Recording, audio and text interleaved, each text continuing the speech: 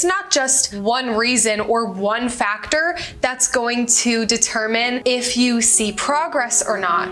Hello everyone, welcome back. Or if you're new, welcome to my channel. My name is Marissa. I am a certified personal trainer and future registered dietitian. Today, we are going to be discussing top 10 reasons why you're not seeing the progress you want to see in your muscle gains, sometimes your weight loss, just your progress in general, especially if you work out at the gym or want to work out at the gym in the future and are currently doing home workouts. There are a lot of reasons why someone may not be seeing progress. I have come up with 10 big reasons why that may be. It's not just one reason or one factor that's going to determine if you see progress or not. We're gonna talk about as many as I can fit into this video. I really hope this is helpful for you, and if it is, definitely drop a comment. Let me know if some of these are things you've never considered and are going to start implementing or changing in your routine. All right, just to preface, this is in no particular order of importance. All of these are pretty much on the same level when it comes to importance to your progress overall. And I honestly just sat in front of my computer and thought about all the reasons someone may not see progress, and this is the order they popped up in my head. So this is the way I'm gonna give them to you. Number one, you are not eating enough. This is a big one. This was a reason why I had hit a 6 or 7 month plateau at one point. I have been lifting weights for about 2.5 years, coming up on 3 years in January. For a big chunk of that, I was not seeing progress. I was not seeing weight gain anymore, which was my goal. I had started at around 113 pounds and I made it to 129 or 130, which I'm 130 right now because I stopped bulking. I went into a cut, and so I am back at 130. I made it all the way up to 136 when I did my first ever bulk. And before that, I was super confused as to why I wasn't seeing the progress that I wanted to see. The biggest reason was I wasn't eating enough. I was eating in a deficit, not really thinking about it because a lot of the food that I eat is high volume and high value, so very nutrient dense, so I would get full very easily, and because of that, I would naturally be in a deficit. It wasn't to lose weight, I would just eat around 1900 calories a day, and I didn't realize that until I actually counted my calories for a few days. I don't recommend counting your calories all the time or like for weeks at a time, but sometimes it is good to just know where you're at with your food, because I didn't think I was eating in a deficit until I realized that, and I'm like, oh crap, that's why I'm not seeing any more muscle gains. Eating enough for you is so important, and everybody's caloric needs are different, so don't follow a trainer that is going to give you some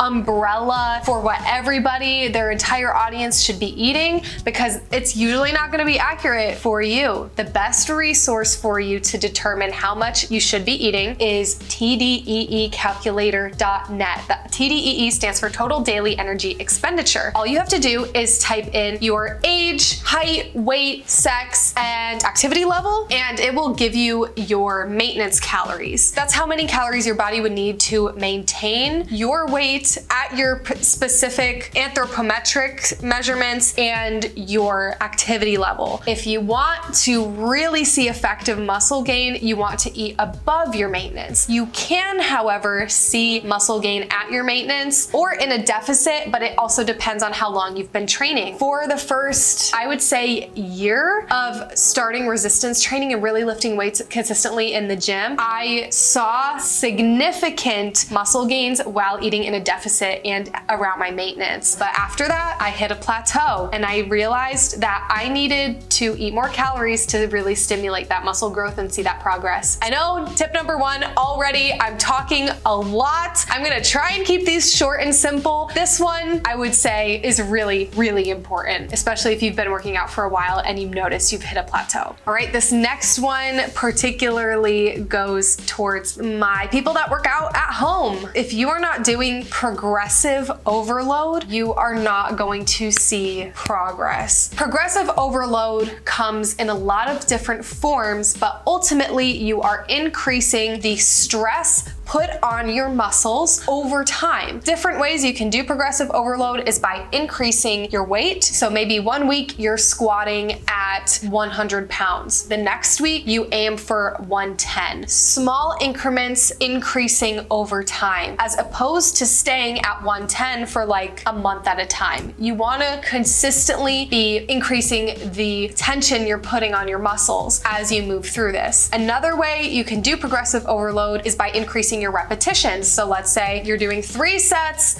of 10 reps, and then the next week you increase to 12 reps. That's another way to do it. A lot of people think that progressive overload just means you have to increase the weight every single week, when that's not really the case. You can do it in a bunch of different ways, but ultimately you need to be changing up what you're doing and challenging your muscles over time. If you are doing the same 10-minute booty blaster workout at home over and over again, there's gonna come a point very quickly where you're not gonna see results from that. Another way to do progressive overload, I know there's another one in my head. Oh yes, to add more sets. If you're doing 3 sets of 12, add a 4th set. That's gonna significantly increase the volume that you're doing in that given week. There's lots of ways to go about it, and that doesn't mean you have to do the same exact exercises every single week and focus on increasing weight or reps or sets for that exact exercise. A lot of people think that that's the case, and because of that get in these really redundant workout routines in which you get bored pretty quickly because you're doing the same thing every time. I couldn't handle that. I'll give you an example from my training. I would say during the spring semester, I tried doing military press, which if you don't know, military press, you're holding the bar here and you're pushing up. It's like a shoulder press, but with the bar. A little bit different. I would do military press and barely be able to lift the bar. It was bad. I mean, the bar in itself is 45 pounds. That's like still a lot of weight.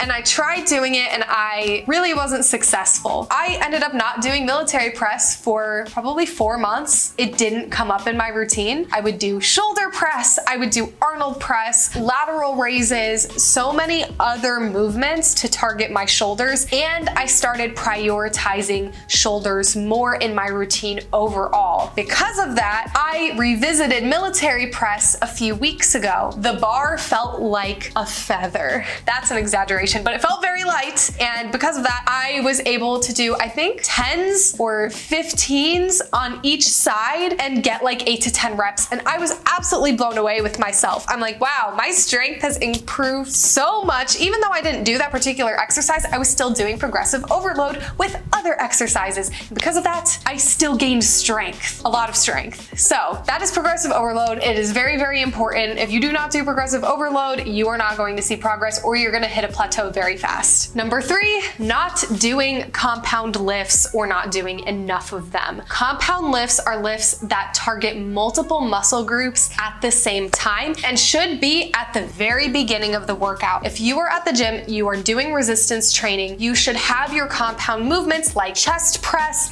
deadlift, squat. I said chest press, bench press, deadlift, squat, all of those types. Even hip thrusts are a compound lift. Those should be at the very beginning of your workout, because if you do them at the end, it's likely that other muscle groups that you worked out are gonna be so fatigued that you're not really gonna get the most out of those lifts. You wanna really hit it hard with all of your power and all of your strength at the beginning of the workout. If you are not doing compound lifts, compound lifts have so many benefits. Core strength, for example, if you're doing a compound lift, you're really strengthening your core overall. A huge benefit of compound lifts also is an increase in growth hormones, in a production of growth hormones like testosterone in your body. And women, my ladies watching this, please don't be afraid of the testosterone factor. It is okay, and it's actually going to be essential in that muscle building factor for us. So really, compound lifts are whole body movements.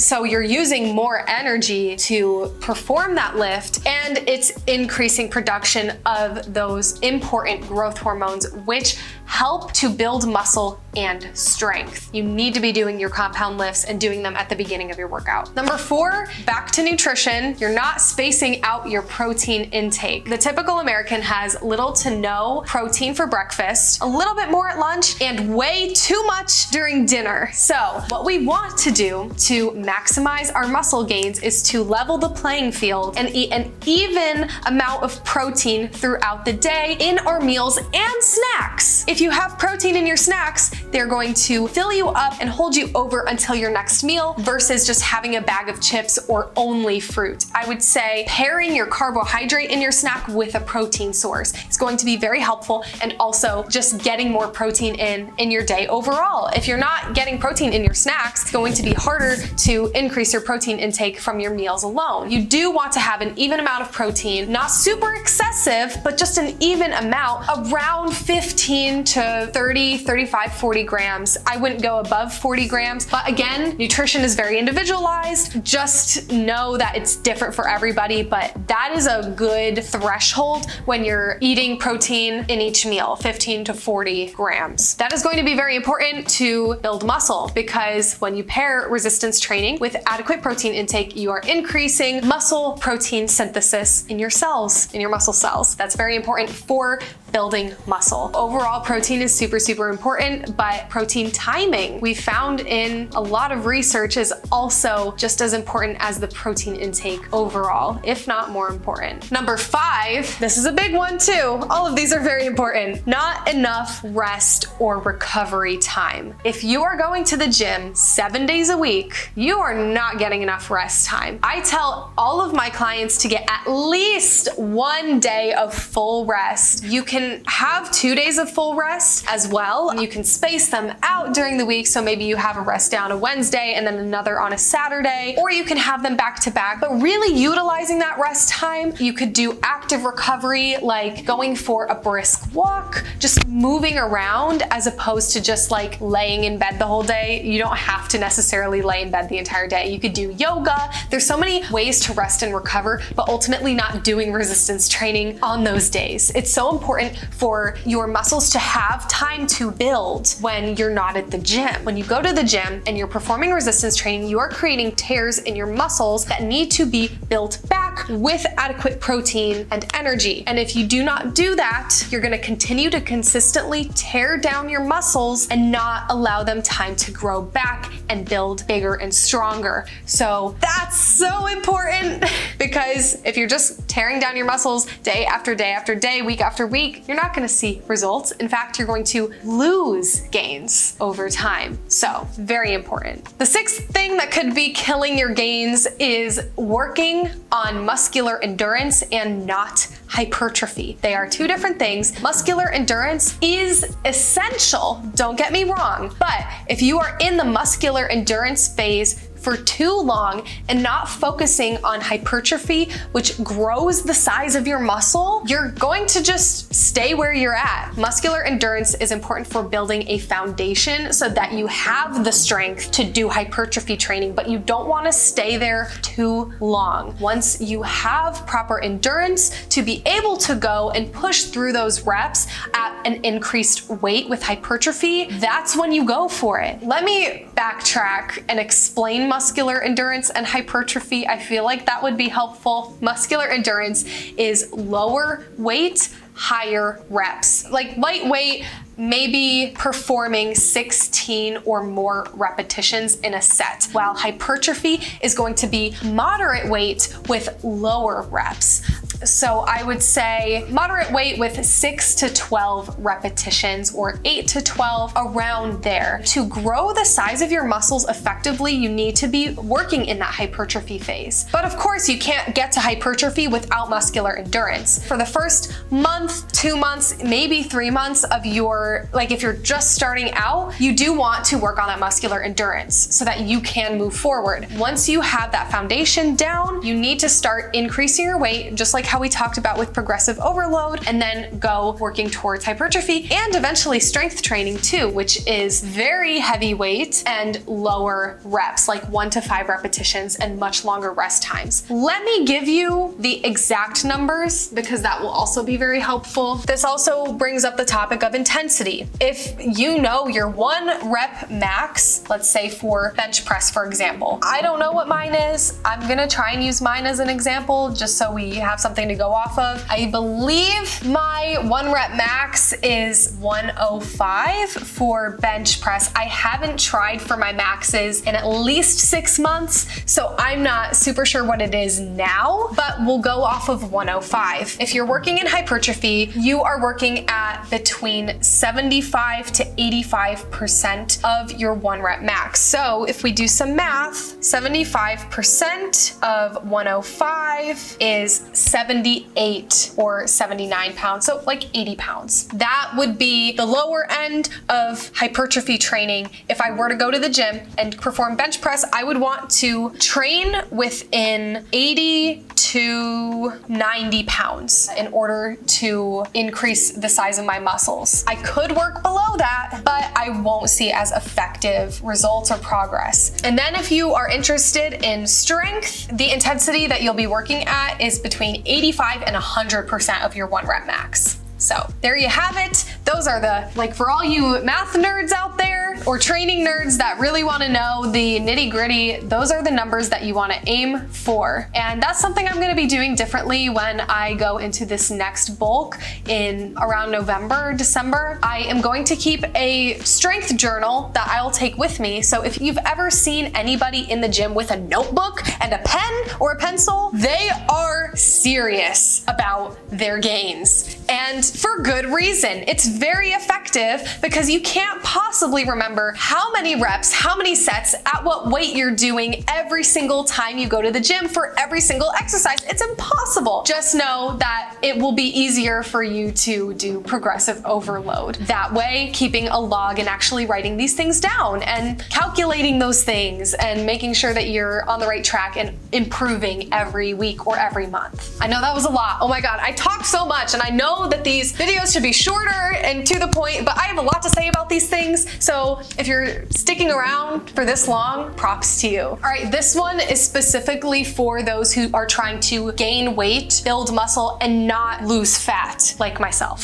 So tip number 7, or the thing that you could be doing wrong, is doing too much cardio. That is going to be counterproductive towards building muscle because cardio burns calories, a lot of calories while you're doing the exercise itself. It's very effective at that. It's going to be more difficult to increase your gains because it goes back to food. You're going to need to eat significantly more because your activity level and the calories you burn through activity is going to be increased. You just need to make sure that if you're doing cardio, it's a very moderate amount. You're not doing it too much. And that also goes for if you're doing cardio before your workout versus after. If you want to work on building muscle, if that is your primary goal, you need to be doing cardio after your workout. Sure, a 5 to 10 minute warm up for cardio to prepare for your lift, amazing. But don't do a full cardio workout before your lift because your body needs energy and needs to prioritize that energy for your lifts, not for the cardio as much. That's the bottom line with cardio. It's great, it has so many great benefits. You just don't want to go overboard when you're trying to build muscle. We're almost towards the end, guys. Thank you for sticking around. Number 8, this is also a big one, inconsistency. If you keep stopping and starting, not staying consistent, losing motivation, stopping for 3 weeks, then getting back into it for 2 weeks, and then stopping again, you're not gonna go anywhere. You're not gonna make progress. Sure, you'll make progress in those 2 or 3 weeks that you're back at the gym, but after that, you're gonna basically be starting back at where you were. I know that when I was studying to become a personal trainer, I read that after 10 weeks of not performing resistance training and just stopping your exercise, you lose all of the muscle gains you made up until that point. I know that's a scary thought, and I'm sure there's a lot of you that have gone that long without training, but the plus side is when you do start training again, it will be much easier and you'll get to the point you were at much faster than you did the first time. So your muscles have some memory there that they're like, oh crap, we're getting back into the groove. Let's go, let's grow again. It's not the end of the world, but I just want to make that clear. So if you are inconsistent, it's really going to be tough to see any significant progress. But a really helpful motivation tip in general is to understand why you're really going for that goal. If it's solely for aesthetics, it's going to be really hard for you to maintain the motivation to go because that's very surface level and very fleeting. So you need to really understand the core reason, the deepest level of why you're going for this goal, whatever that goal may be. And if you understand it for long enough and you consistently go, it will become a habit and a routine. And then it will be so much easier to keep going. My first few months of starting to work out consistently, there were so many times where I just didn't want to go, but I had the discipline to push through anyway. And now I don't necessarily need to rely on motivation to go. I just go because I know I feel good when I do, and I have goals that I want to achieve, so I go anyways. Even if I don't feel like going, I always feel good. You will never regret going and working out. Once you go and you feel the way you do after, you'll thank yourself for going, even if you really don't want to go that day. Trust me, you will. Number 9, this also ties into progressive overload a little bit, is never pushing yourself to failure. I don't necessarily mean that you have to push till failure every single time you go and for every single exercise, but there should be points where you, on your last set, should really grind out to see how many repetitions you can do. I know everybody wants to have a plan, so if you have in your head that you're gonna do 4 sets of 12 reps, that's fine, but maybe, just maybe, try at that last set to go till failure. This is something I do for pull-ups, for example. I don't have a set goal in mind for those. I will just keep going until I physically can't pull myself up. And when I know I'm fatiguing, I will hold myself up and slowly go down to really maximize that time under tension and maximize my gains. You gotta push yourself to failure sometimes, and it really helps with that mental toughness and grit. It will help you in so many other facets of your life. It's just so great for mental toughness. That's why I love it so much, and that's why I really emphasize that in my own personal training. All in all, push yourself till failure sometimes, but I must note with that you need to make sure that your form is good. If you notice that you're trying to push till failure, but your form is being sacrificed, you gotta call it quits, because that can lead to injury. So go until failure, but not until your form gives out, if that makes sense. All right, this last one ties in with the previous one. Something that will totally prevent gains is improper form and a bunch of other tiny factors like muscle imbalance, mobility, things that are super individualized to you that you have to develop knowledge for over time as you're training and as you know how your body moves through certain exercises. If you have improper form and you're consistently increasing weight, you will get to a point where you are super prone to injury and will probably injure yourself. And then when you injure yourself, you can't work out, so you're not going to be able to see progress, and it's actually going to make you backtrack a lot. Getting injured is not fun. Really take the time when you're a beginner to get the form down. This is when muscular endurance comes into play. You're doing super low weight and really high reps, but during the time that you're at low weight, you are much less likely to injure yourself. You're way less likely to injure yourself doing muscular endurance versus strength when you're very close to your 1 rep max. Take that time to brush up your form, make sure it's great. If you have friends that are very experienced in the gym and you want to have them watch you, or even better, hiring a personal trainer who's qualified to share how to do exercises correctly, that is so important. I can't emphasize that enough. Also, knowing if you have any particular muscle imbalances will be important as well. If certain muscles are overcompensating for the weakness that you have in other muscles, you should be prioritizing those weaker muscles more and stretching the tightened muscles. And the only way to know what muscles you have an imbalance with is to perform a body weight squat assessment, usually performed by a personal trainer. That's the best way to do it. Even just like if you're a college student, you can go to your campus and get a fitness assessment done. And a lot of the time, even with just an initial consultation with a personal trainer, they will assess your squat and be able to identify certain areas where you have very tight muscles or very weak muscles and things like that. I know I'm getting into like really detailed stuff. If you want to learn more about that in particular, you could always book a consultation with me because it is something, again, that is super individualized. Another thing is if you have mobility issues. Like for me, I have very bad hip mobility. So what I've been working on the most is improvement in that area because it makes me struggle with squat, particularly back squats, a lot.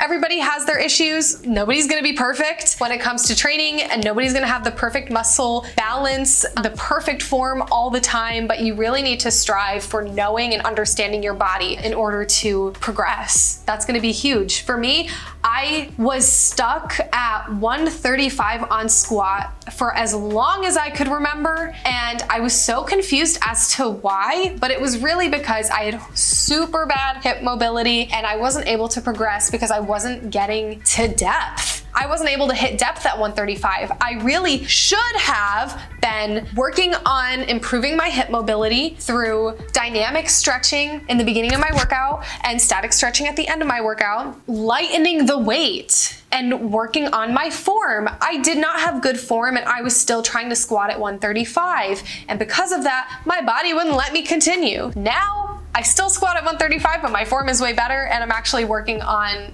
strength now. It's all good. I really hope you guys got value out of this video. If you did, definitely give it a thumbs up. I know this was super long, but there's a lot to talk about with this. I hope you took notes. I feel like there's so many valuable pieces of information in this that you need to know if you're getting really serious about weightlifting or just your fitness in general. So if you're looking for a personal trainer, an online PT, I do have my one-on-one personal training programs, but I also have pre-made programs for those that the one-on-one is a little bit out of budget for. So I have a bunch of options for so many people and I'm just here to help. So comment any questions you have or anything that maybe you felt like I didn't clarify enough in this video. I am here to help as always. Have an amazing rest of your day, weekend, night, whenever you're watching this, and I will see you later.